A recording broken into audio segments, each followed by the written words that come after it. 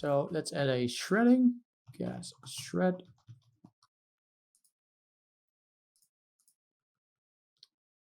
In my original scene, I just used the one that was built in. You can also go in here and then it has a whole bunch of built-in shredding settings.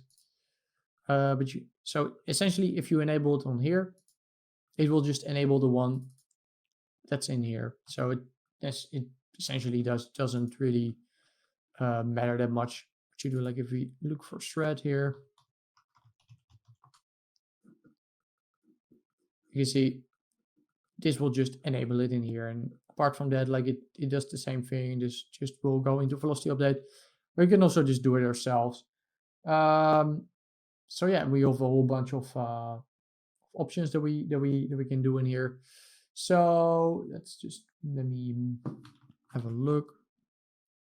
So let's disable our disturbance. Let's just play with our shredding. Let's increase the scale so we can sort of see more clearly what it does. You see it sort of pulls apart our pyro. So let's increase, for example, the stretch a lot.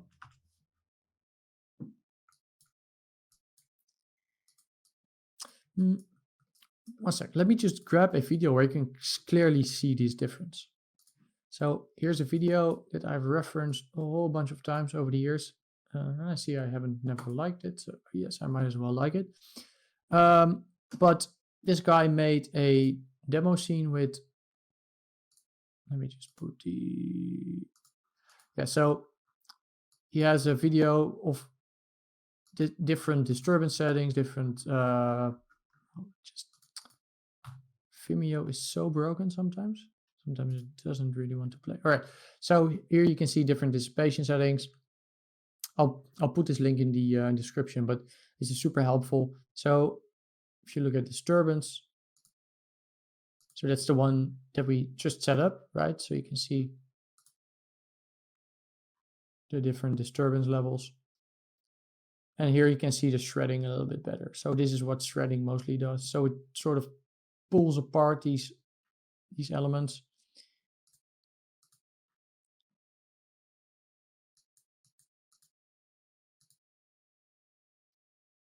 As a scale, I had 1.8 something. So we get sort of a nice. So you can see with this shredding, it sort of pulls this whole thing apart a little bit more. So without it, we only get this buff. And then when we put the gas shred, sort of shreds it apart in multiple parts. Probably if we look at the help file, creates an apart force. This force rips apart a velocity field, default velocity based on a gradient of a field. Default is temperature. So it rips it apart based on the temperature. And we could probably control this to be a different field. You just play around with it. Like, let's say what happens if we put it to val. So now it would rip it apart based on the velocity. Put it to density. Then it would rip it apart based on the density. But the default is the temperature. Let's just leave it at that.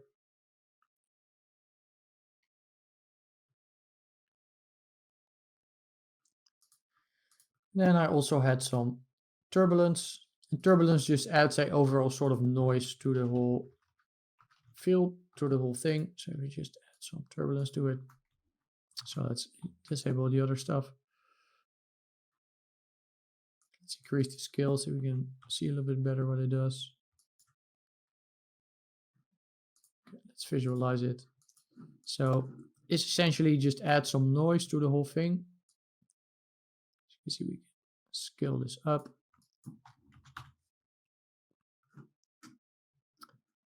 So that will sort of just blow apart our thing. So I guess so we make this super big. You can see it blows apart quite a lot. Let me see how much I set this up. Oh, I had quite a low scale for this.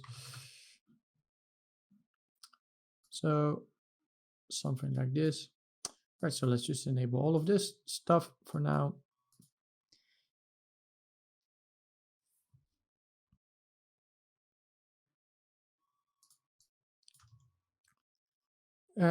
With everything enabled, right now it doesn't really look that great, but we still need to do a whole bunch of stuff inside the Pyro solver itself on some of our settings here, combustion settings. So let's start playing around with those values.